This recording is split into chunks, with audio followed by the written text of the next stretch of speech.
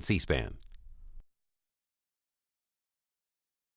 Now, former Kansas Senator and Governor Sam Brownback speaks at a Heritage Foundation event on human rights abuses in China. He currently serves as the State Department's ambassador at large for international religious freedom. This is 90 Minutes.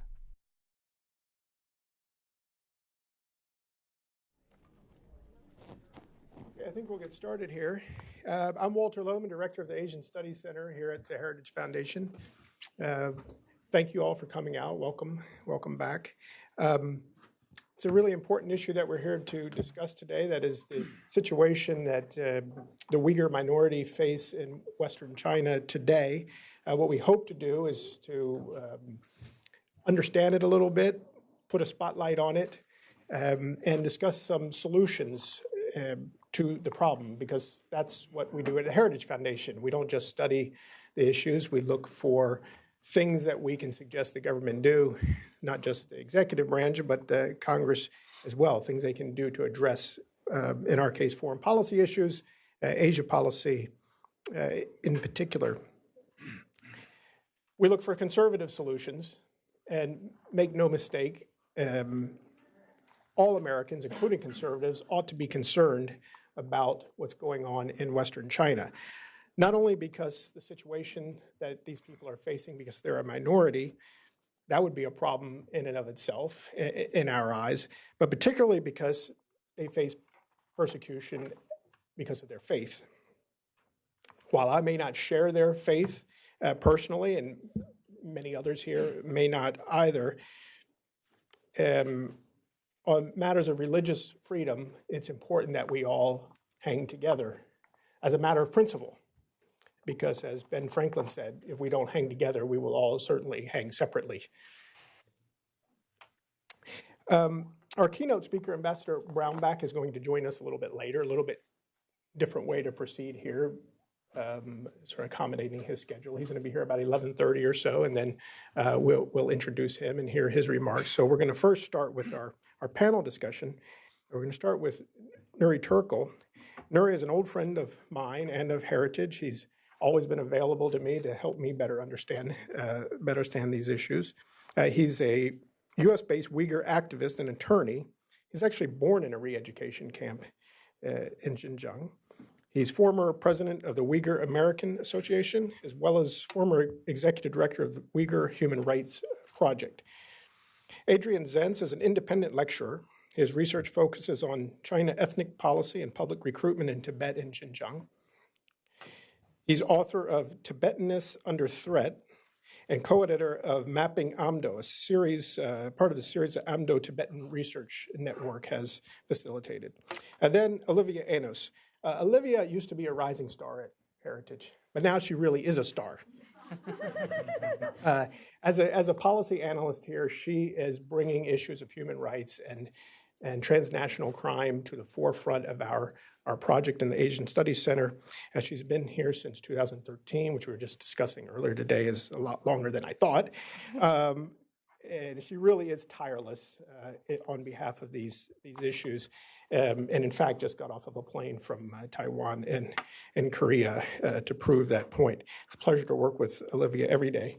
I have to say that because I'm probably going to be working for her someday.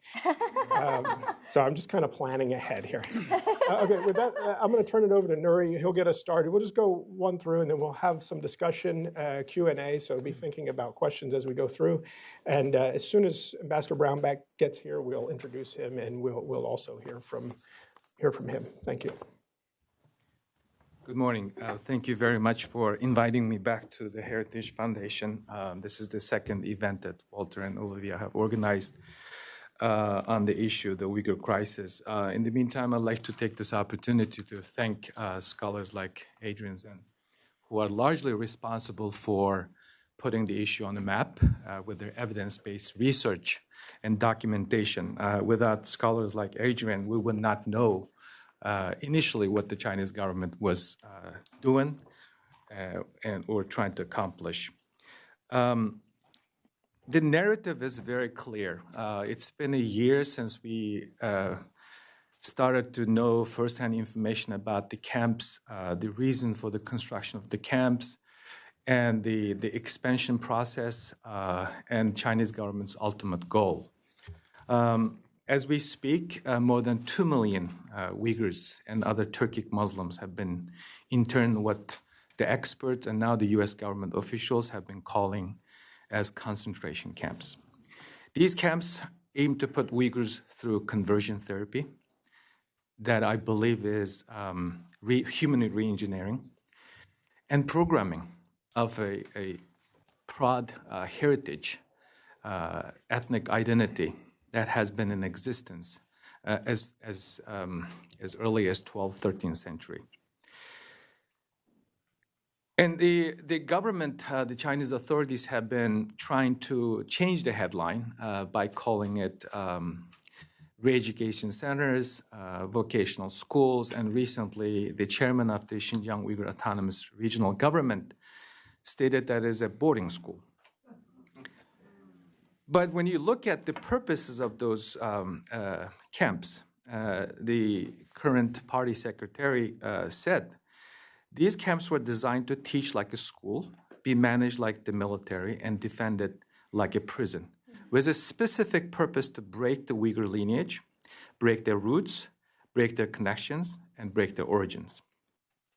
And the Chinese government also, in addition to taking the Uyghur individuals into the camps, they have also taken the children to a state-run orphanage. Recently, Radio Free Asia reported at least 2 Turkey-based individuals recognized their missing children in Chinese government propaganda video about the state-run orphanage. The Uyghur cities, towns, and villages are covered with surveillance cameras.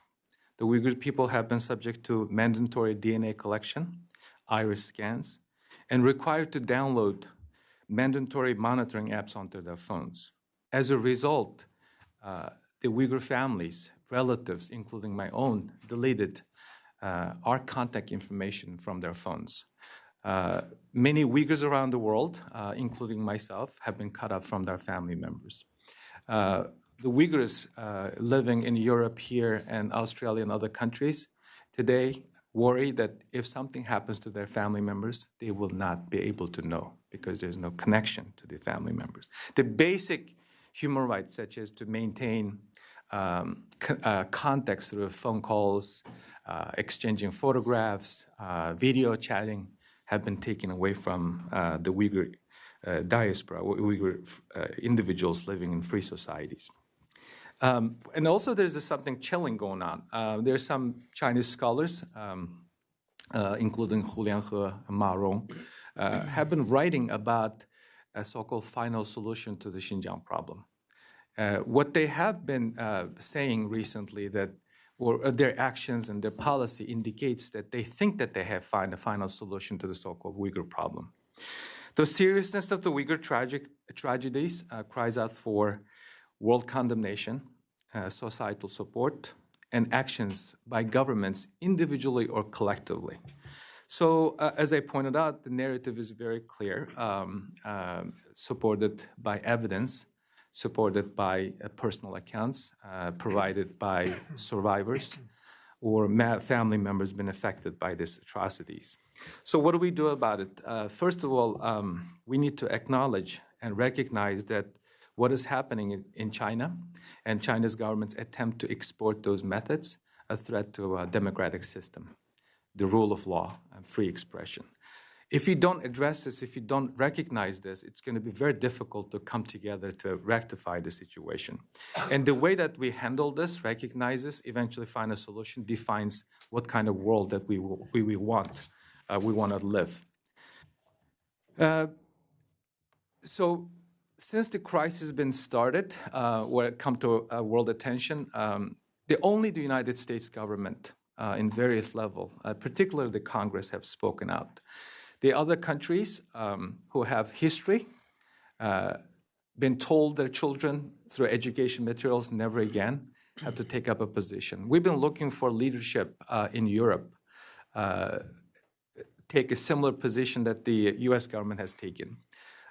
Various levels of U.S. government officials, including Vice President Mike Pence, Secretary of State Pompeo, Ambassador Brownback, who has been spearheading much of the effort in the administration, and also senators and congressmen in the United States Congress have been extraordinarily supportive.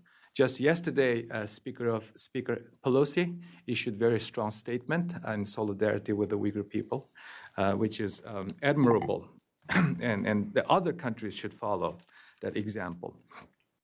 And also the second concern to me is very worrisome, is the way that the Chinese government using Uyghurs' life and their homeland as a laboratory for surveillance state.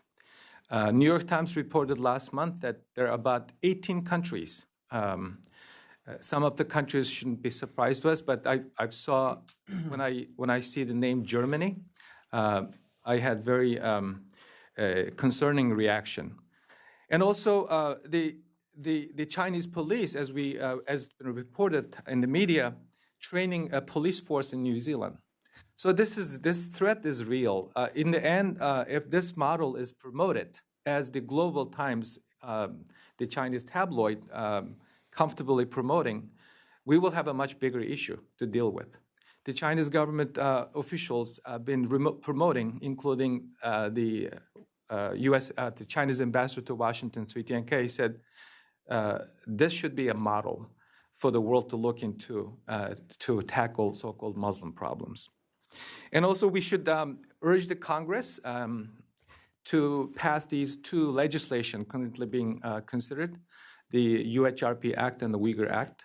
The Senate version already been voted out of the committee, and it's building momentum.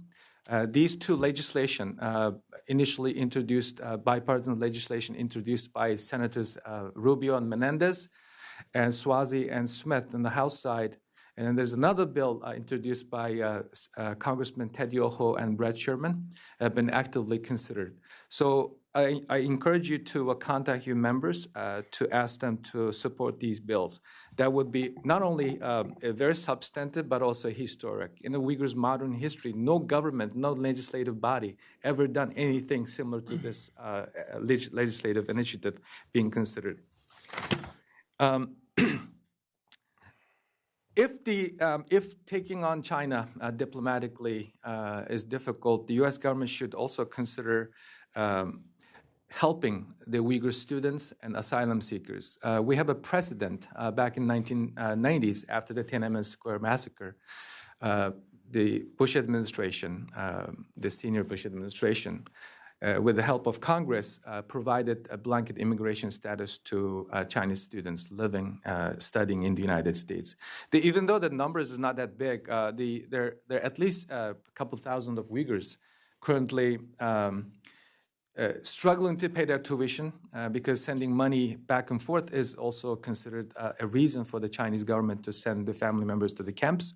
And some of those students are running out of status and their passports cannot be renewed. When they go to the embassy said that we can give you a travel document to return to China. You can imagine what will happen to that individual, because the United States is one of the 26 countries that individuals can be get into trouble if you have a travel history or if you have a family connection. And the Radio Free Asia, the United States government should expand Radio Free Asia's coverage. Without Radio Asia's investigative reporting initially, we would not know much of the things were happening, including the scholars who disappeared. There are at least 36 world-known scholars documented by my organization and Radio Free Asia have disappeared. That includes presidents of major universities, scholars who studied, conducted research here in Europe, in Japan. So the Radio Free Asia work should be something that the U.S. Congress can easily support by increasing funding. And also we know that International Olympic Committee has a big role to play. Chinese government cares so much about how it's being portrayed in the international communities. They are hosting 2022 Winter Olympics, and we will have a Summer Olympics next year. the International Olympic Committee should pressure China to shut down these camps if China still wants to host the Winter Olympics in 3 years. And finally, the business community has a huge responsibility in this crisis. Washington Post reported that at least 2 retirement pension funds currently investing in this company called Hikvision that makes 1/3 of the world's security cameras and largely responsible for assisting the Chinese government to set up the current police state.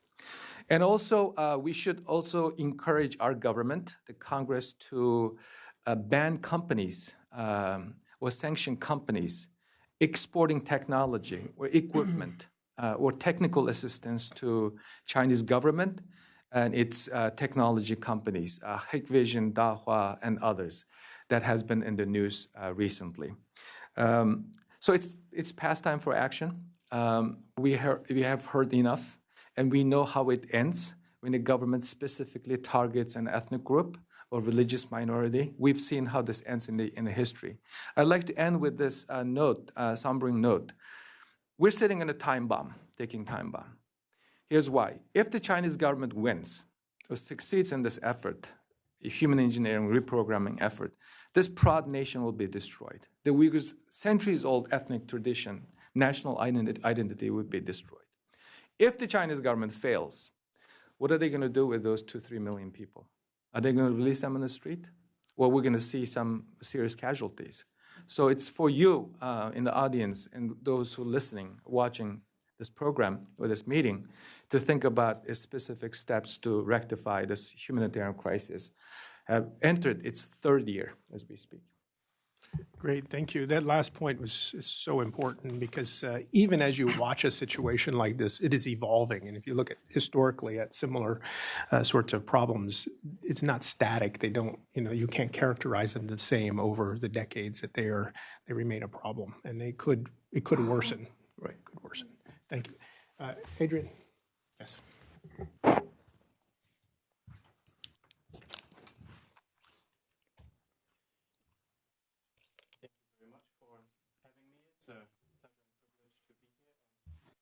Give a short presentation, maybe some new bits. I'm sure you've all been studiously memorizing the Heritage Report, and so you're fully informed. So all I need to do is add to it, right? Good.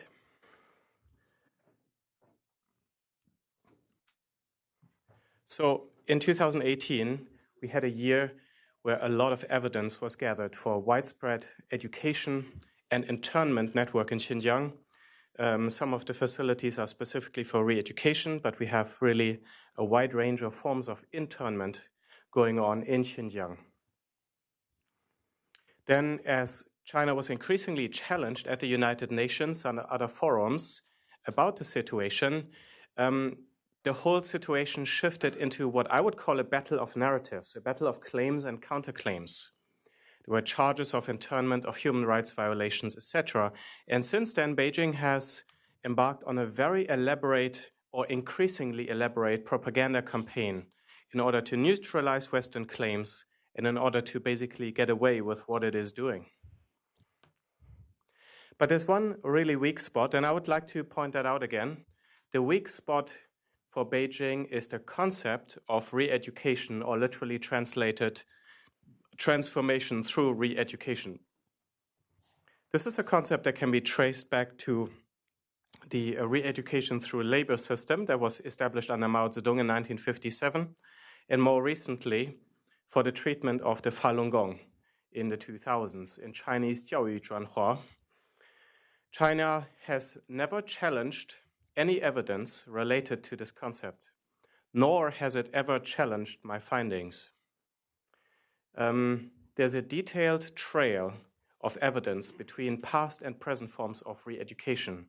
As a result of some of the research, including my own reports on the situation in Xinjiang, Beijing started to carefully remove and avoid some and many of the references to the concept of transformation through re-education. For example, it completely stopped issuing new bid documents on the matter, indicating that this is the weak spot in a narrative.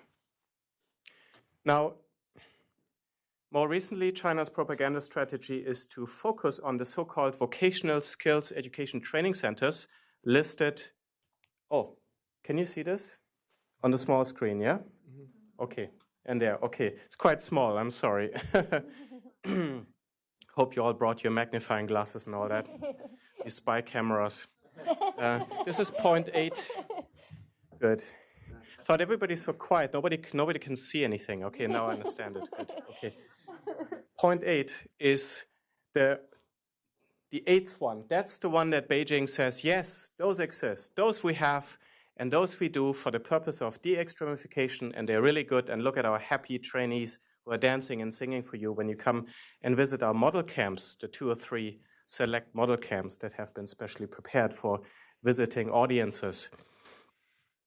However, it's important to realize that simply for extra legal internment and re-education, there's up to 8 different types of facilities as reflected in official government documents. And highlighted in red are those that have the term transformation through education in their name. And then there's a 9th form that has become increasingly important, which are the detention centers that exist all over China and are technically part of a formal criminal justice system. However, they are used to keep people to determine whether formal charges should be pressed against them or not. And in Xinjiang, they can be kept there for 1 or 2 or more years, which is actually not legal. There's no law in China that actually allows people to be held extrajudicially for that amount of time without any verdict or trial or any reason given. Now, these vocational training internment camps, how I prefer to call them, in contrast to Beijing, are only one of multiple forms of re-education internment. And I think it's important to highlight that. When we talk about countering the Chinese propaganda strategy, we need to highlight that that's only one and the perhaps most benign form of internment, possibly, with possibly less accounts of torture or violence, possibly. They, of course, contain less than 1 million because they're only one of 9, right? The Chinese say much less than 1 million. They can't give us an exact figure. They say because people are being released and admitted all the time. Well, they have very good statistics on other things. But anyways, all forms of internment combined may contain up to 1.5 million or 1 of 6 in the adult Muslim minority population, which is my speculative upper limit estimate. There's no way to have exact figures. How many police do you need to secure a vocational training internment camp, or how Beijing says, education and vocational training education center? Now, one of the budget documents from one of the counties with a large Uyghur and other minority populations says very clearly and very honestly that a vocational training center or centers have 810 assistant police forces. That's a lot of police for a vocational training camp. Previously, I found a procurement bid for 260 special police outfits in another camp. To conclude my presentation, since I don't need to add all the known facts, I thought I'd show you something new. Just 1 or 2 weeks ago, I was anonymously given these fascinating 3D models, and this is really a really new way to present evidence in a place where evidence is almost impossible to get because you can't just pull out your camera and start to photograph these things and then walk away to give them to the Western world. This is a minority person in northern Urumqi who was able to visit just as a visitor together with a friend who is a police person what is officially called a vocational training school. It's not even called a vocational training center. It's just called a vocational training school, and these are typically institutions that we would not have considered to be part of this internment campaign. But apparently, it's been turned into a walled and guarded compound and expanded, and satellite images prove it. Building A is where, according to this eyewitness who visited this, where the detainees are asleep, and B is the teaching building.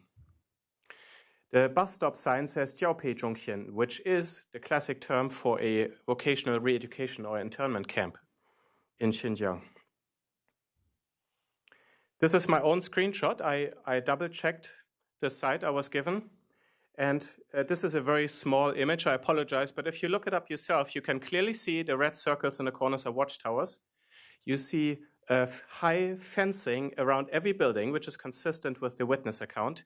And you see the long teaching building in red circled, also surrounded by fencing. It's very hard to see on these kind of screens. I apologize for that, but it's better to see it on my Retina MacBook screen. Inside the teaching building, we have the person using this 3D modeling software to recreate what they saw. And I just think this is really stunning. Detainees, in this case all women, behind high metal fencing, the teacher and the blackboard in front. So there's no way somebody can get angry and hit a teacher because they're literally fenced in inside the classroom.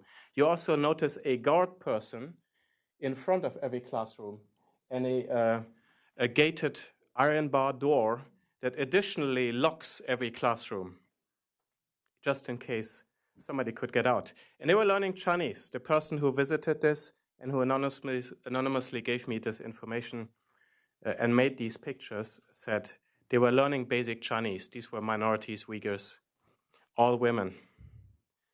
And there were women of all ages, including ones with fully white hair, who were obviously 65, 70 plus years old.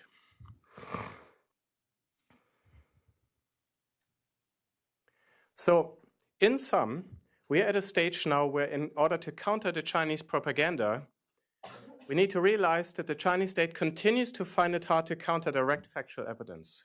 They have never really been able to directly or consistently or convincingly counter factual evidence. Rather, they try to focus on refuting the irrefutable.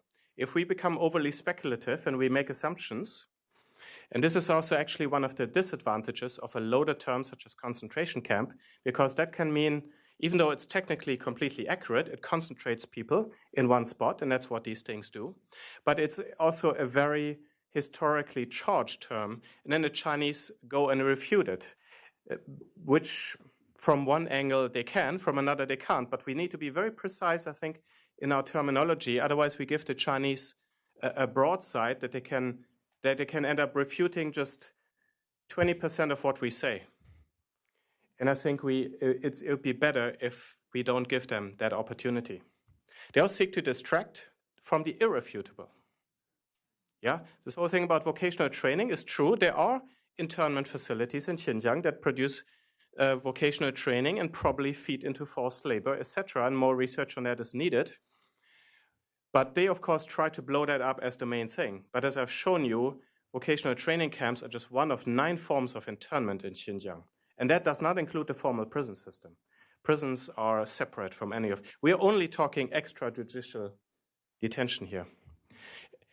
Finally, as also the previous speaker, Nury Turkel, has very accurately pointed out, it is really now that we have also so much evidence out in the open.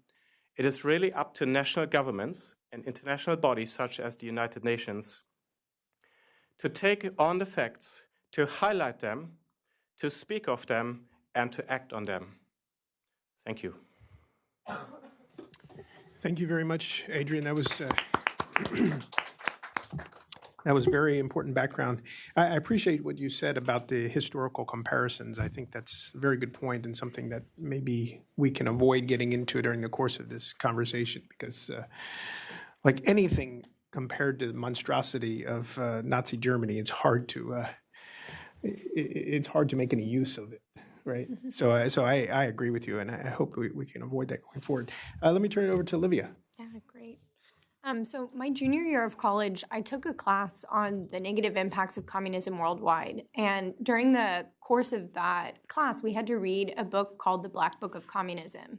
And this book I highly commend to anybody who is interested in this subject matter area, because it provides sort of conservative estimates on the number of people who have died as a consequence of communism, but also provides specifics about the types of tactics that communist-motivated regimes often exact against its people. And so, of course, Asia featured really prominently in this textbook with details about the Khmer Rouge in Cambodia, how communism manifested itself in Vietnam, Laos, North Korea, which of course today there's still between 80,000 to 120,000 people in political prison camps there. And then of course China featured incredibly prominently inside of this book. And especially the Cultural Revolution. And I don't think that I expected in my lifetime that I would be reading about elements of the Cultural Revolution essentially repeating themselves over again. But I think that that's really where we're at today. And that was a huge influence for me in writing the paper that I hope you all got on your way in here. If you did not, they'll be available outside. But this is hot off the presses literally this morning, responding to the crisis in Xinjiang.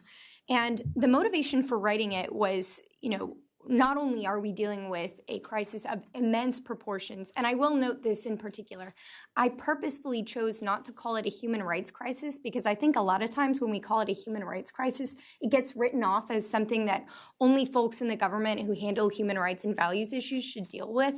But this is something that affects both human rights in a serious way and also national security issues in a serious way, as Nury highlighted in his own remarks and as did Adrian. So I think you'll see that as a theme throughout my remarks today. I want to provide 3 reasons why the U.S. government should act, because I think what's been really shocking to me is that there's been really strong condemnation, especially as Nury outlined from the Vice President, from Ambassador Brownback, incredible leadership of individuals highlighting this issue, but we're still a couple of years into this ongoing crisis and no tangible practical action has been taken. So I want to give 3 reasons why the action should be taken, and then, as Walter said, in typical Heritage fashion, highlight some of our top line items. There are additional recommendations inside of this paper, but I'm going to provide 5 for us to consider here today. The first reason why I think we should respond to the crisis in Xinjiang is because history is in fact repeating itself. As I referenced before, I think we're seeing elements of the Cultural Revolution manifesting themselves in the modern day. And I think this is especially clear when we consider that collectivization, mass collectivization of the Uyghurs is in fact taking place. As Nury highlighted, this principle of re-education didn't just come about today. It's something that has been a historical part of the Chinese government's own thinking. And one of the ways that this is the case is the Chinese Communist Party is essentially has identified all forms of religion as extremism when they passed their regulations on religious affairs last year. And in particular, the Uyghurs have been facing perhaps some of the most severe consequences of that decision to so-called sinicize religion, which is China's attempt to make religion conform with the Chinese Communist Party's thinking. And back in the Cultural Revolution, their primary objective was to rectify quote-unquote wrong thinking, and this comes from the Black Book of Communism, to make it so that it aligned with Marxism, Leninism, faith in Maoism and socialism, the Communist Party, and the democratic dictatorship of the people. This is not unlike what we're seeing happening with the sinicization of all religions today. And in particular, for example, Uyghurs are often sent to the political re-education facilities, or their activities are viewed as suspicious because they have a beard, or because they refuse to smoke, or they refuse to drink, which are core tenets of the Muslim faith and could be a sign that they are in fact Uyghurs. But this is why China deems it suspicious. So it is essentially an attack on religious beliefs. Second, we see sort of similarities to the Cultural Revolution in terms of the percentage of the population that is being placed inside of these re-education facilities. During the Cultural Revolution, there were roughly 2.5 million people who were placed in these facilities, which constituted a confining of 4% of the urban population and 1.2% of the rural population. But today in Xinjiang, some people estimate that as many as 15% of the population are being held inside these political re-education facilities. An additional similarity to the Cultural Revolution is that forced labor is likely taking place there, and the political re-education facilities themselves are oftentimes sharing their facilities with quote-unquote legitimate enterprises. The Associated Press, for example, reported that a Chinese company, Hetian Taida, was actually sharing its facility with a political re-education facility inside of Xinjiang. And right now, the U.S. government is investigating whether goods produced with forced labor in the political re-education facilities in Xinjiang made their way into the U.S. market through Badger Sportswear. And so we may actually have goods produced with forced labor from Xinjiang here in the U.S. This is pretty alarming. The second point that I want to make overall, and Nury highlighted this briefly, is that China is exporting its tools of authoritarianism. I think that we see this in large part through China's Belt and Road Initiative, which they are using in some ways to export the types of surveillance technology that they're using in the context of Xinjiang. But we also see that China is using these surveillance efforts in its broader system through the social credit system inside of all of China. And the paper goes into that in a little more detail. But there was a phenomenal Human Rights Watch report that came out about a month ago now that reverse engineered the application that the Chinese government was using and applying against residents in Xinjiang. And one of the examples that they gave was this application was monitoring people such that if they exited out the back door instead of exiting out the front door, this was deemed as suspicious activity that could land them inside a political re-education facility. I think this is pretty shocking. But examples of how China is using its technology inside of China are extraordinarily important, but it's also exporting those forms of technology outside of the country in places like Africa, as well as in Latin America, and others highlighted New Zealand and other places where they're pursuing training. But I want to highlight the example of Africa in particular because China's exporting of surveillance technology to Africa is not only so that the Chinese government itself can spy for their own purposes, but also so that the African governments themselves can spy on their people. So, for example, a Chinese SOE was commissioned to build the African Union building, and they actually built microphones into the walls of this building, and then they made it so that between 2012 and 2017, they were getting nightly downloads from the servers inside of the African Union. So they're using the surveillance technology for their own purposes, but then in other instances in Zimbabwe, for example, they exported it to the government, and a Chinese SOE had their technology that they gave to the Zimbabwean government. And then actually, not only was the Zimbabwean government spying on its people using this technology, but the SOEs were getting that data back inside of China so that they could, as one report put it, use the darker faces from Africa in order to refine their own ability to use the technology. So private Zimbabwean citizens' data is going directly to China. This is incredibly concerning from a democratic and norms perspective, and certainly from a national security perspective. The third reason why the U.S. government should care and should act on this is that the U.S. government actually identifies in the national security strategy as well as in the free and open Indo-Pacific strategy that they are actually concerned about values issues, that this is a priority for U.S. policy inside of Asia. And the national security strategy in particular, this is looking at China and Russia, says, quote, they are determined to make economies less free and less fair, to grow their militaries, and to control information and data to repress their societies and expand their influence. In placing this in the national security strategy, it communicates that this is a priority for the U.S., and Xinjiang, I think, exemplifies the type of concerns that we are most concerned about and should be addressing. But the free and open Indo-Pacific strategy says directly that values are a top priority of the government. Free, for example, encapsulates a commitment to promoting sovereignty of the U.S. and other countries in Asia, freedom from coercion, and promoting human rights. And open means open communication as well as open trade. And so the values themselves are written into this Indo-Pacific strategy. And Vice President Pence, I think, put an even stronger point on this by saying the Indo-Pacific strategy supports transparent and responsive government, the rule of law, and the protection of individual rights, including religious freedom. Nations that empower their citizens, nurture civil society, fight corruption, and guard their sovereignty are stronger homes for their people and better partners for the United States. Conversely, nations that oppress their people often violate their neighbors' sovereignty as well. Authoritarianism and aggression have no place in the Indo-Pacific region.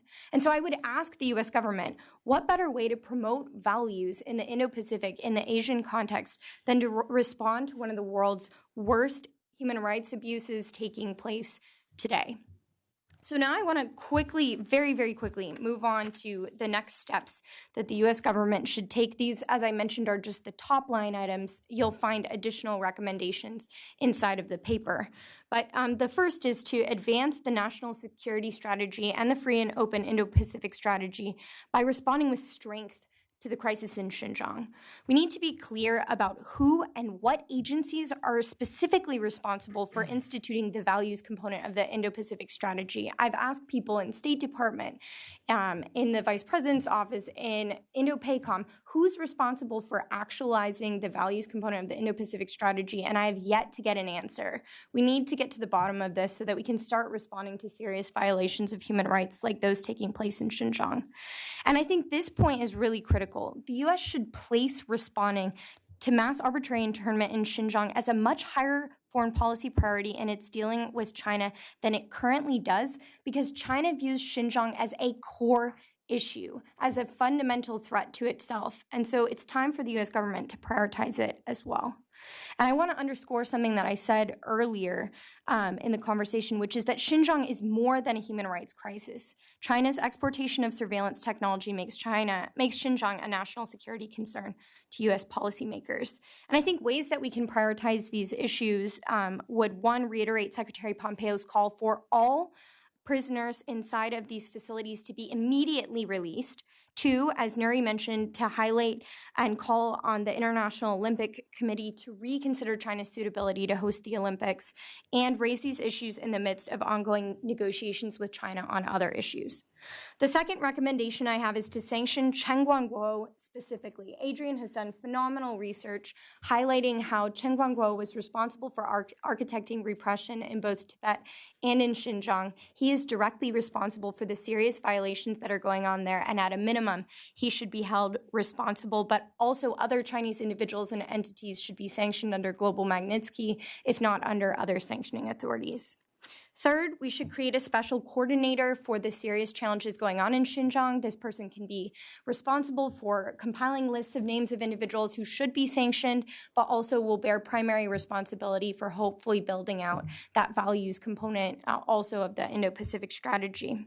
Four, we should target and address forced labor in Xinjiang wherever it takes place.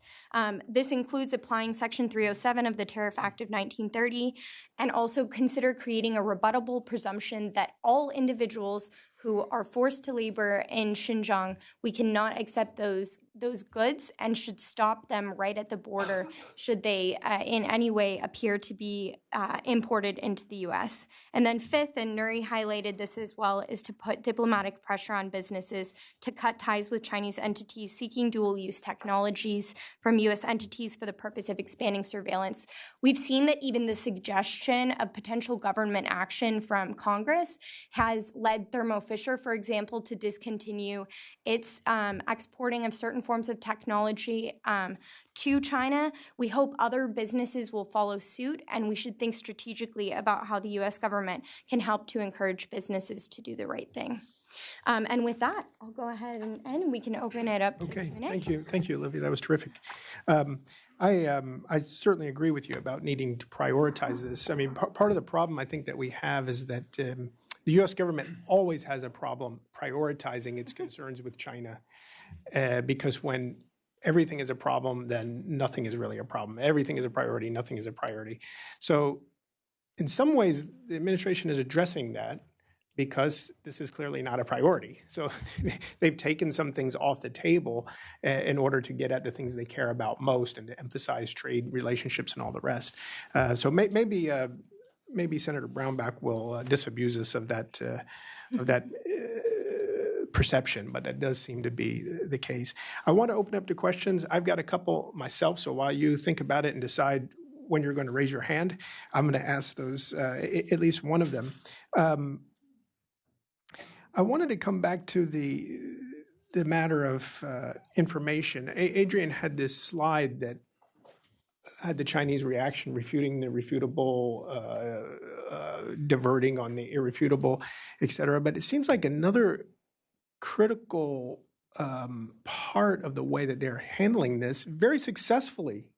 You have to acknowledge, right? I mean, they're handling the bad press and the concern globally very successfully. There's no pressure from us or anyone else to really change anything significant.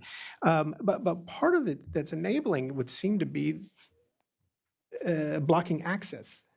So where do you even find good information? You've done such good original research on this, and I know that we can get in through the Uyghur communities in some ways. But unless you're getting, news outlets on the ground, unless you're getting people in there to report on this and give credible information, the Chinese can always say, well, look at it, he did modeling, okay? They weren't real photographs, they were models. It could be anybody. Yeah, I could draw up a model myself, that enables, it seems, their ability to refute what is out there. So how do you get more information from the ground?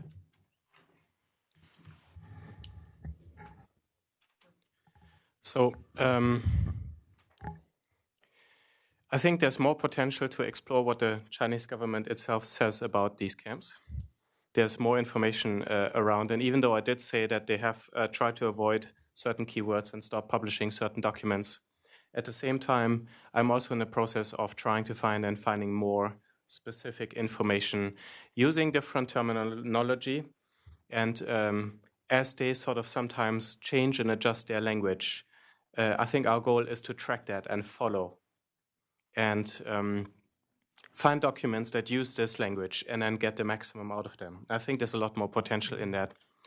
And I think the other aspect is the witness accounts like the one that I presented here, and there's other witness accounts that we try to collate that kind of information and try to verify it, and that we're just trying to be quite accurate in what we are saying about these things. And thirdly, my suggestion is really that the media and governments and everybody and advocacy groups sharpen their language and their narrative. Just be quite precise, reduce the amount of claims that could be refuted, that are refutable, even though they might be true, and keep refocusing on the core issues when they try to distract. Yeah, that's important because one bit of bad information can spoil the information from 10 other sources. What do you think about that, Nury? How do we get good, reliable information on the ground to supplement the kind of work that Adrian's doing? Since the media scrutiny started early last year, the Chinese government has been put on defense. They've been trying to change the narrative by reconstructing the headline, including to bring Western journalists and sympathetic diplomatic corps to visit those Potemkin villages. But the information that they're putting out are not consistent with the survivor's personal account. We heard the testimony by Mihrugul Tursun last year at the U.S. Congress, and what she told the Congress are consistent with the survivors of those camps in Kazakhstan. There's a former detainee who is currently in Istanbul. She collaborated that information. And the other way that we've been hearing credible information is the victim's family living in free societies who came out and testified. There's a movement actually in the social media led by family members of who have been detained or disappeared. They have been extraordinarily courageous. And I believe that there are more people could come out and tell their stories. And then the third is as Adrian pointed out, the Chinese government, in of itself, is making it public. The iconic image, the detainee sitting in guard in a inside wired compound, is one incident they accidentally released and then deleted it. And also the quote that I used in my opening remark was an actual quote by the Chinese government when they asked about why do they construct. So the government, personal accounts, and media have been extraordinarily helpful in getting information close to the reality. I'm sorry. I just remembered one thing I was going to say, which I forgot as I was rambling on. Reading between the lines of government propaganda. So the government produces internal documents that are more straightforward in what they say, but they produce outward propaganda also for Chinese domestic audience. And I'm in the process of analyzing more of these propaganda accounts, these glorious accounts, and what good it does. And I'm of the opinion that one can really read between the lines and draw some very powerful conclusions from some of the things they're giving away in some of those documents. And also, I forgot to mention this. When you look at the thought leaders, academics, and policy advisors been saying in their publications, specifically to those two individuals. This has been documented by Australian scholar James Leibold. He looked at all the policy initiatives, including that famous 解决新疆问题最终方法, final solution to the Xinjiang problem, was actually promoted to Xi Jinping for a number of years, and finally got his attention after Chen Quanguo got that position in August 2016. So there's a collaborated effort in the strategists within the Chinese government to use that historic reference that you were cautionary about as a model to solve this problem. And Olivia is absolutely right. This has a strong geopolitical context. The Chinese government's way of starting this, the timing, their China Dream, Belt and Road Initiative, their expansionist, activist diplomatic initiatives, policies, all comes together. So this requires global condemnation. I cannot emphasize enough of the importance. Our values, our democratic system, our rule of law, free expression are under threat. Did you have something? Yeah, I was just going to quickly add that our China scholar, Dean Cheng, always says that when you're reading things about China, sometimes what they don't say is almost more important than what they do. So I just wanted to underscore that because I think that's what Adrian was getting at. Mm-hmm. Yeah, right there. We got microphones here.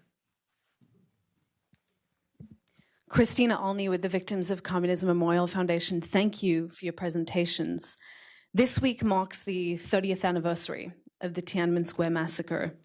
And ever since that day of June 4, 1989, the Chinese Communist Party has been working very hard, as you know, to erase that incident from memory. Because that day, the party lost its legitimacy, and it fundamentally changed the way that the Chinese people view the party. And the reason it's doing that is because it's very afraid. The Chinese Communist Party is doing everything they can to protect the security of the party, the security and the ability of the party to govern. And this is why they are persecuting and oppressing entire ethnic and religious populations like the Uyghurs, like the Tibetans, like the Falun Gong, like the Christians. And although there are some narratives that the Chinese people have been successfully appeased by the party, we are seeing hundreds of incidents every day in China of resistance to what the party is doing. So my question for you is, what resistance are we seeing from East Turkestan, Xinjiang? And what is the significance? That would be my question for you, Nury. And my question for you, Adrian, would specifically be, can you talk about the significance of the change in narrative that you talked about of the CCP in lying blatantly about what's happening there and why they've done this and how it's related to the ideology of the party? Thanks. Nury, did you want to start? If you prefer that, I can start, yes. Yes, the narratives that we are seeing in Xinjiang are like salvation narratives. Like one of the documents I came across in the last weeks literally talked about the detainees who go through the training in the camps and then being not released, but being put to labor, basically, are like the term was their process of being born again. I looked it up, the exact same Chinese phrase as in John 3:6, where Jesus says you must be born again. Yeah. Plus, giving thanks before meals. There's a lot of copycatting going on from religion, and of course, communism seeks to replace religion. It's a very dedicated effort to change the core allegiance of what really people identify with first. The re-education camps are a really brutal fight over the human heart.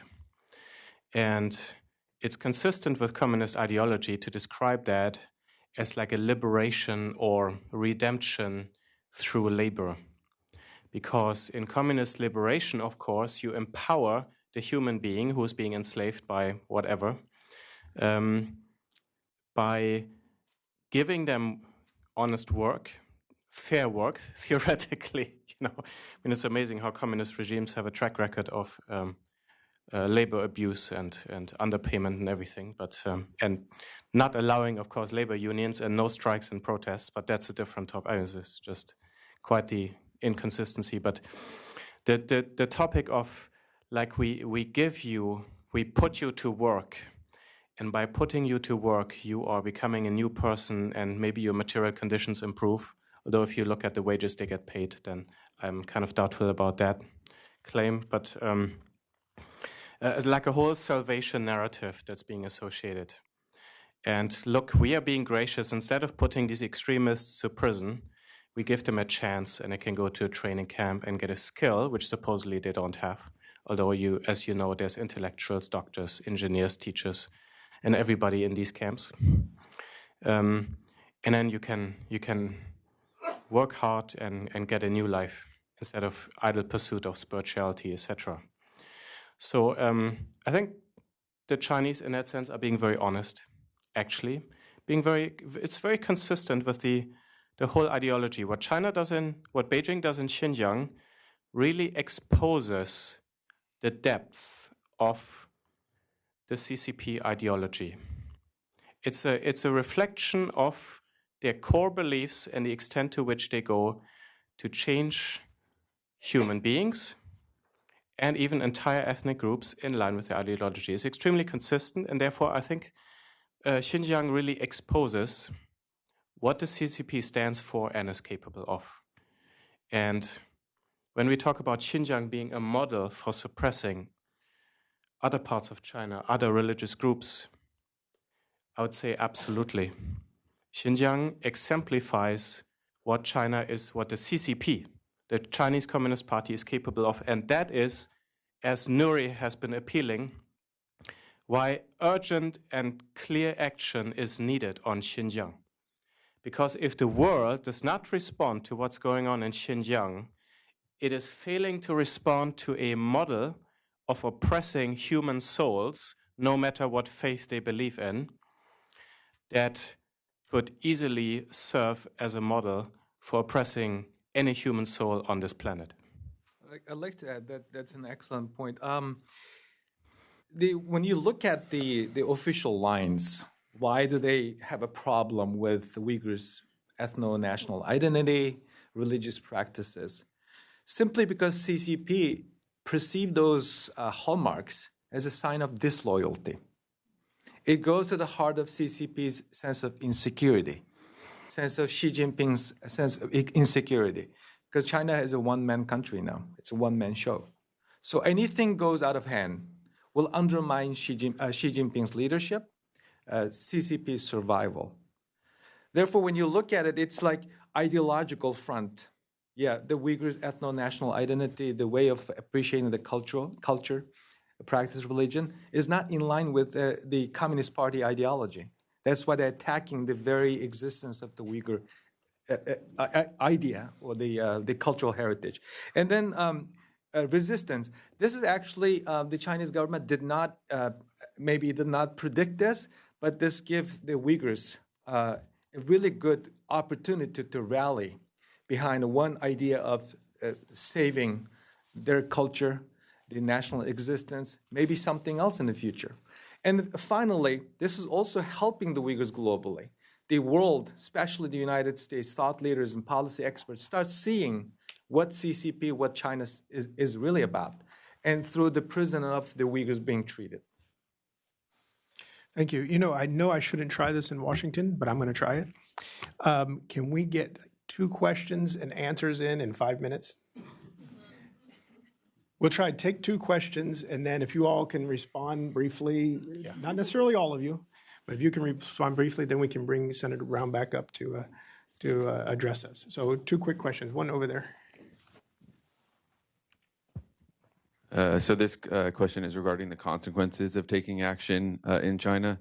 So we know that the Chinese regime is very clever and at the same time brutal. And there are billions of other Chinese people that are, scared to do anything or maybe even convinced that the CCP is right.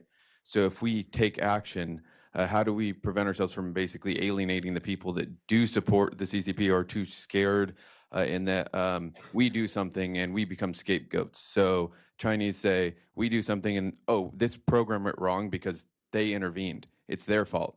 And we give them basically ammunition to use against us and to convince their people to continue to try to do those things. So we know our Western values says we need to do something about this. We should do something. But have we thought about the consequences of taking any action?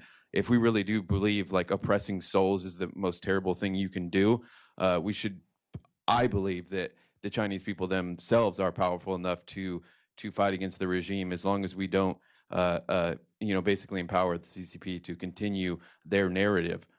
So finding ways or just thinking about those consequences. That's a very good question. And then let's take one more on this side somewhere. It's tough. Just right here. Then, yeah. Sorry, I can't get everybody in the. So I was just wondering for the 2 speakers, on a social, cultural level, what happens to these men and women once they are essentially re-educated? Are they ever released from these prisons? Are they allowed to go back home to their families? And what happens to those communities after they leave the camps? Great, thank you. Sarah, one right down here. Let's do one final one. And then really, if you could keep it brief. Olivia, in particular, I'd appreciate your response to the first question. Yes, I'm Russell King, a retired government employee. I'd like to know the policies towards birth control. I know, they had the 1-child and 2-child policies. One person said sometimes they have a race-specific birth control, and China experts said they don't have that. But could you discuss specifically how the contraception birth control policy affects the Uyghurs and minorities in Xinjiang, and also access to health care? I understand that there's a problem with access to health care for minorities. Great. Thank you. Please. I'll answer that one too, just very briefly. So first to your question over here. So you used the term Western values. I would sort of reframe that a little bit and say these are universal values that are being fundamentally violated here. And I don't think that that has anything to do with East or West. And I think that it's really important for the U.S. to continue to promote values wherever we see them threatened throughout the world. And I think that, authoritarian governments, whether it's North Korea, China, or elsewhere throughout the world, will always like to place the blame on the U.S., but that shouldn't discourage us from continuing to advocate for freedom where we see it being violated.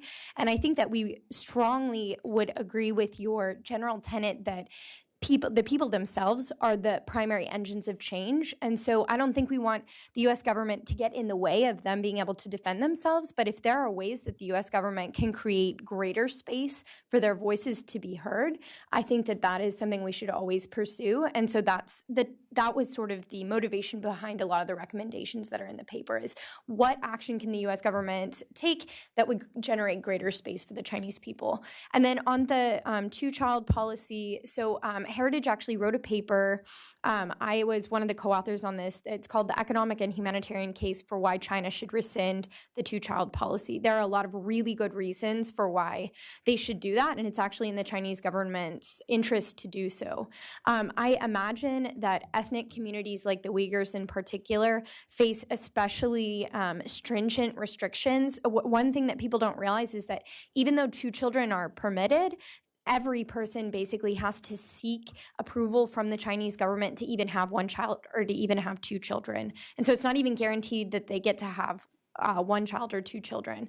So it's really, the Chinese government needs to get out of what are personal family decisions about the size of the family. And so there are good reasons for them to do that. Okay. Yeah. Great. Adrian, and then Nury can wind us up. We got 60 seconds. Okay, well. I've completely failed on the 5-minute thing, by the way.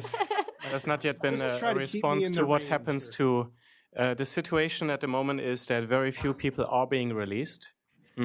Effectively, the most common form of, I would not call release, of change of situation is that detainees are being put to work, learning a skill and then actually practicing it in a factory. Some are released into house arrest, especially elderly and sick, where they basically can't really go anywhere. Their communication is completely monitored. And most people, as far as we know, are still being interned. Consequence. The Secretary Pompeo said that China has its own league when it comes to human rights violation. The consequence, the specific consequence, is that they're using the United States and other governments criticizing or speaking out on these atrocities as a way to undermine these concerns by stating this was the Western conspiracy. They're trying to undermine our rise. So this has nothing to do with the way that we're treating people. That's one obvious consequence we have seen. And then what happened to these Uyghurs? Radio Free Asia reported 3 incidents. Two of them, 2 stories involves 2 religious leaders who were taken in, and they died in prison. So the conversion therapy did not work. Actually, one of them was promoted and assigned by the Chinese government to translate Quran from Arabic to Uyghur. He was the most revered Uyghur scholar, religious scholar, who died in prison. And then the other one, the U.S.-educated graduate student with 2 master's degrees returned to serve his homeland. He was detained because he was intoxicated with Western ideology. 9 days after he was released, he died because of the physical injuries. Population control. They have a new method. They're giving pills based on the witness testimonies we heard in the prisons. They stop minstrels, make them less reactionary, emotional way when they're being shown their pictures of their children or loved ones. So they have this has to be substantiated by a journalist or investigators. But there's also testimony being made about these mysterious pills that have been given to Uyghur ladies in the camps. Great, thank you. Well, with that, please join me in thanking our panel before we turn to Ambassador. Thank you. Okay, well, with apologies to Ambassador Brownback, he served in the Senate, so I'm sure he's used to things getting behind schedule, and people talking and sharing the breadth of their knowledge. Let me introduce him very, very briefly before we hear from him. Senator Brownback, Senator Sam Brownback, is Ambassador at Large for International Religious Freedom. From my own time in Washington and a period where I served on the Senate Foreign Relations Committee staff that coincided with his own service in the as a senator, I can tell you that religious liberty has been a central cause of his career for a very long time. His involvement in passage of the historic International Religious Freedom Act, which created his current position, created his office, and created the U.S. Committee on International Religious Freedom, among many other things that have kept these issues front and center in Washington's debate. It's hard to remember that we didn't always do this, but his office and he himself at this point is doing a great job to keep this at the forefront, and the passage of that act very much enabled it. Those things are just one aspect of his service. In addition to serving in the Senate for 15 years, Ambassador Brownback was a member of the House for a short period, and he was also governor of Kansas for 8 years. So I don't think we can forget any of those things. He has a long, very distinguished career, and it's a real honor to welcome him to the Heritage stage today. Thank you. Appreciate that. Zenz, good to see you all. Thank you all for being here today, and for Heritage sponsoring this over the years. And he went through some of my past. I was recently up at the UN, and a guy that was waiting on our table wanted to meet with me afterwards, and I talked with him. And as I went to meet him, he said, "Oh, I've never met a vintage U.S. politician before."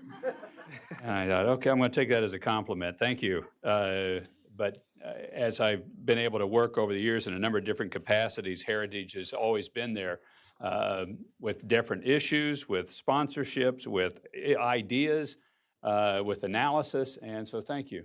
Thank you guys for the role that you've played and you're playing now on this and the issue of Xinjiang and what's taking place in China today. I'd be remiss if I didn't mention the 75th anniversary of D-Day that took place yesterday, and the celebrations that took place. I drove by the World War II Memorial here in town. There was a big crowd gathered at it, and what an amazing moment. I mean, this is a complete sidebar, but what an amazing moment when 75 years ago, the largest armada in world history ever took place. I texted, and not to drop names, but Mary Eisenhower yesterday, because she is granddaughter of Dwight Eisenhower and is very knowledgeable about these things, obviously. The pressure that was on Dwight Eisenhower, then General Eisenhower at this time, was immense, and he had a lot of health issues going through it, even leading up to it. Even though he wasn't right out there in the fight, when you're planning it, you make the decisions to go or no go, and it all rests on you. It's a big deal, and it was a big deal, and it was successful. Excuse me just a second. I want to thank the World Uyghur Congress, a number of other groups that have been sponsors of different events this week, and what they've been doing, and the things that they've suffered under. I want to summarize the whole point of my speech and then give some examples of why I'm saying these things throughout the speech. The Chinese Communist Party will fail in their efforts that they are doing today to control religion throughout China. They are attempting to do something that no government has been successful in doing on a long-term basis. You may have some success on a near-term basis, but a long-term basis, they are attempting to control a religion and the soul of man. No government has ever been successful in doing this. You can push it back for a while, you can hold it down for a while, but just like a sapling that comes up through the sidewalk, it will be back. And I want to give you a prime example I saw about a month ago. I was in Romania. Romania under the Communist Party for over 70 years, and then communism fell. During the communist era, they constructed a parliament building. They took the land away from the Orthodox Church in Romania, and they constructed a parliament building for this fake parliament that would meet a week a year, and it would rubber stamp whatever the party was saying at that time. And then they would go home, and then there was this beautiful structure. Well, after the fall of communism now, the parliament building has been given back to the Romanian Orthodox Church. And they're the ones that are back and occupying the building, not the Communist Party, which is in the ash heap of history. They're attempting to do something that will not succeed. They're attempting to go from the kingdom of man to control the kingdom of God. That will fail. You can have some impact for a period of time, but it ultimately will fail. God is not mocked. You sow what you sow, you will reap. And I call on all countries to condemn what China is doing to the Uyghurs and what they're doing to all faiths in this war on faith that they're in. I want to make a confession, too, at the outset. In 2001, I was in the United States Senate, and I voted to grant permanent most favored nation status to China.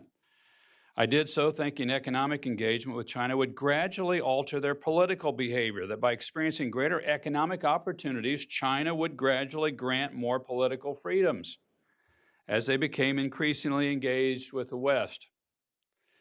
I was wrong in that assessment, as were many others at that time. Over the last few years, we've seen increasing Chinese government persecution of religious believers of nearly all faiths and from all parts of the mainland.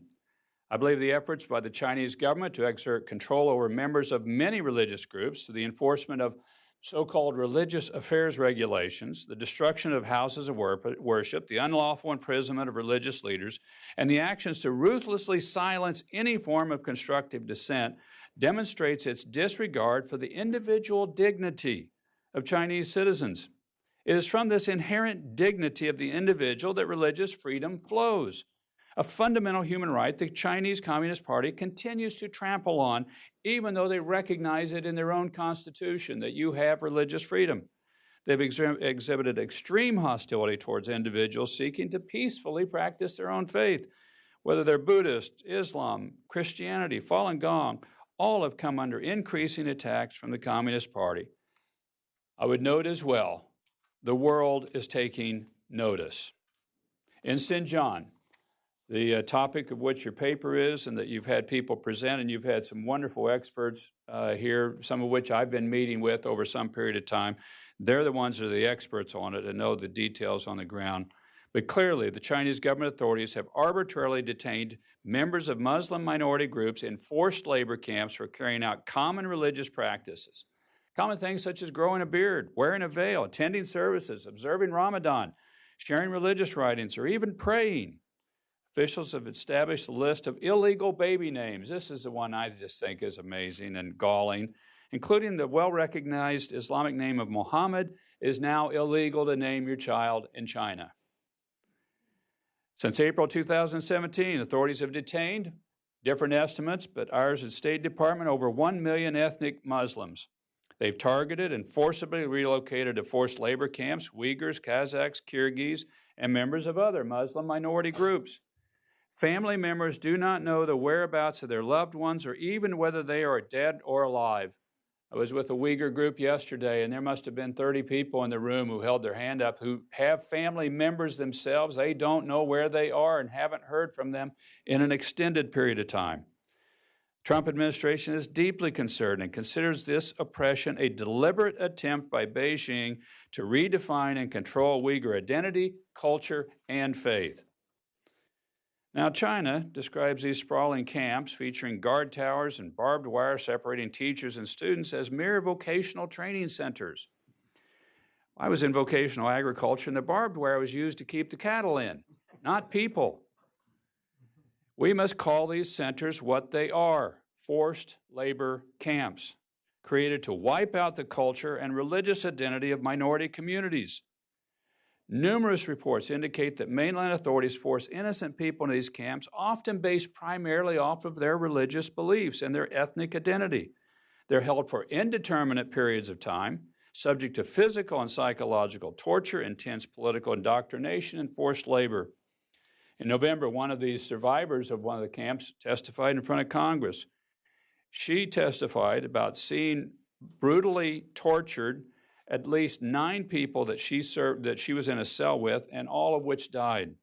The same woman was separated from her triplets, and one of her children died in Chinese government custody. China's deliberate efforts to strangle Uyghur culture and stamp out the Muslim faith extends far beyond the camp's razor wire enclosures, affecting every aspect of life for these ethnic minorities.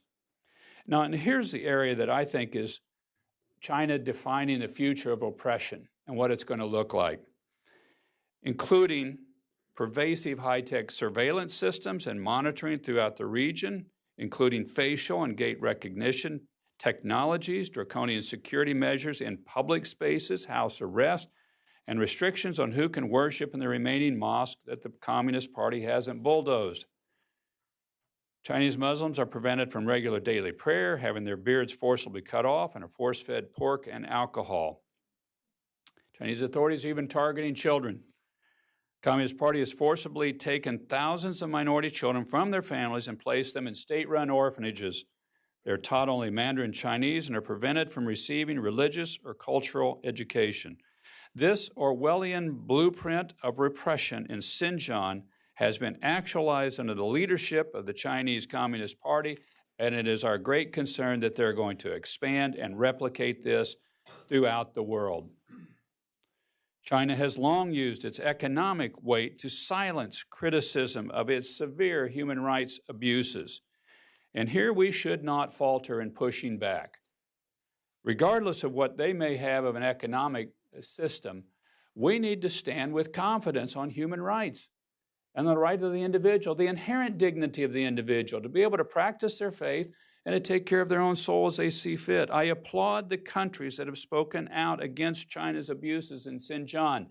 And I want to particularly cite the Turkish government for recently issuing a strong condemnation of the human rights crisis there. All countries should, with unanimous voice, condemn China's actions in Xinjiang. But it's not limited just there. Arguably, the systems developed in Xinjiang were started in Tibet earlier. China's oppression of religious believers, the Chinese government attacks believers of nearly every faith in every region, as I noted earlier. In Tibet, China continues its decades-long policies of aggressive interfering with Tibetan Buddhist practices and Tibetan culture. Domestic and overseas restrictions on both lay people and Tibetan Buddhist clergy hinder traditional religious pilgrimages. Chinese authorities have appointed Chinese Communist Party cadres to lead local monasteries, while banning Tibetan children from participating in religious activities. The government has pushed thousands of monks and nuns out of their homes and bulldozed their monasteries. The Chinese government has also long interfered in the succession process for spiritual leaderships in Tibet. In 1995, and this one to me is just amazingly galling, 1995, they abducted the Panchen Lama when he was 6 years old, along with his parents. And the world still does not know if the Panchen Lama is dead or alive. He'd be celebrating his 30th birthday next month. Following the abduction, the Chinese government asserted its own choice as the Panchen Lama. That child grew up in Beijing, not in Tibet. The Chinese government only permits him brief, supervised visits to the Panchen Lama's traditional monastery in Tibet, and that's for photo ops. We call upon the Chinese government to release immediately the Tibetan-recognized Panchen Lama or share the truth about his fate with the world. We do not accept the Chinese government's often repeated and flimsy claims that he's studying and does not want to be disturbed. This is the Chinese government's record. The international community must make clear now that we stand unequivocally with the Tibetan people. We believe that members of the Tibetan communities, like members of all faith communities, should be able to select, educate, and venerate their religious leaders without government interference. Now, towards the Christians, the Chinese government has also increased its repressions of Christians. Last year, mainland China began enforcing amended regulations for religious affairs. Those regulations give the government more power to control where people worship, with whom they worship, and what the content of their worship is. Since those regulations came into force, the crackdown on Christianity has increased dramatically. A few examples. In Zhejiang province, observers estimate in just 2 years, the Chinese government destroyed more than 2,000 crosses in Christian churches. In the same province today, there are reports of officials pressuring believers to renounce their faith. The media also indicate that over the last year, government authorities throughout China have forcibly closed hundreds of unregistered churches from both Protestant house churches and underground Catholic communities. In Beijing, authorities ordered the closing of the 1,500-member Zion Church last September. In Guangzhou, a few months later, authorities shut down the 40-year-old Wangguili Church. In Chengdu, government authorities forcefully detained more than 200 members of the Early Rain Covenant Church. 7 months later, government officials permanently closed the church. At least a dozen members remain detained and their whereabouts and health conditions remain unknown. Chinese authorities have charged early reign pastor Wang Yi and his wife, Zhang Wang, with inciting subversion of state power. China is using baseless political charges to attack individuals for simply practicing their faith. I stand here today in support of Pastor Wang, his wife, and other members of their church, and call on the Chinese authorities to release them immediately.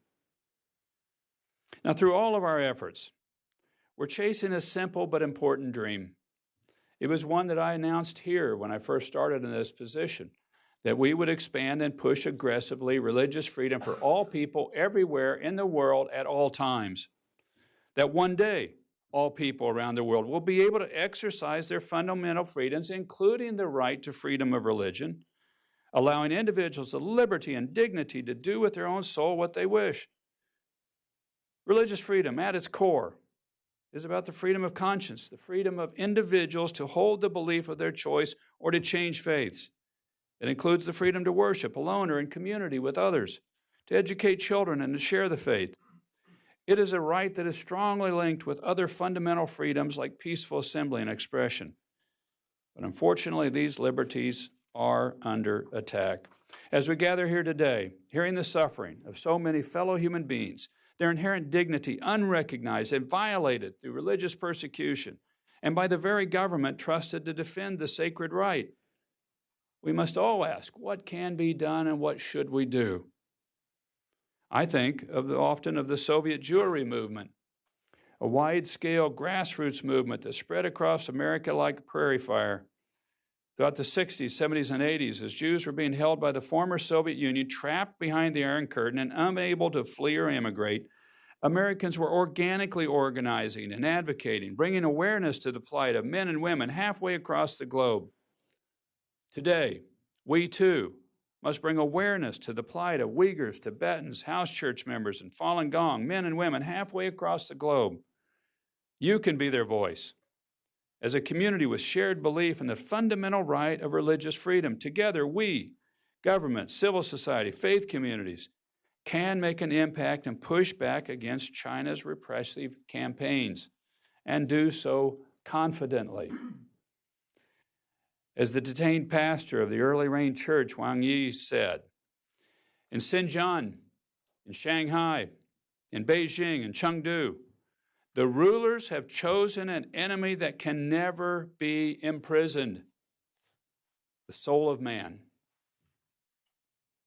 China may be at war with faith, but it is a fight they will not win. Thank you for being here today. God bless you all.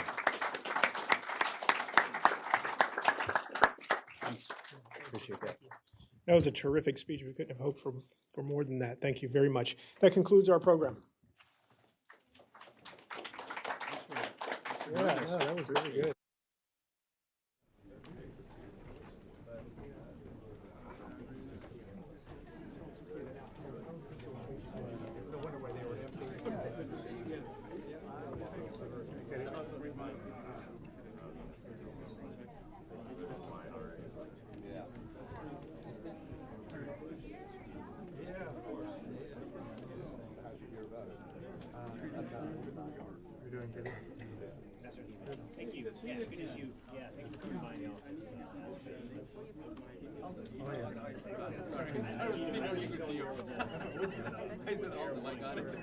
I know. Yeah, we had the hearing because that's right. Yeah, no, that's right. We got it. Nice to meet you. I'll just wait outside. Yeah.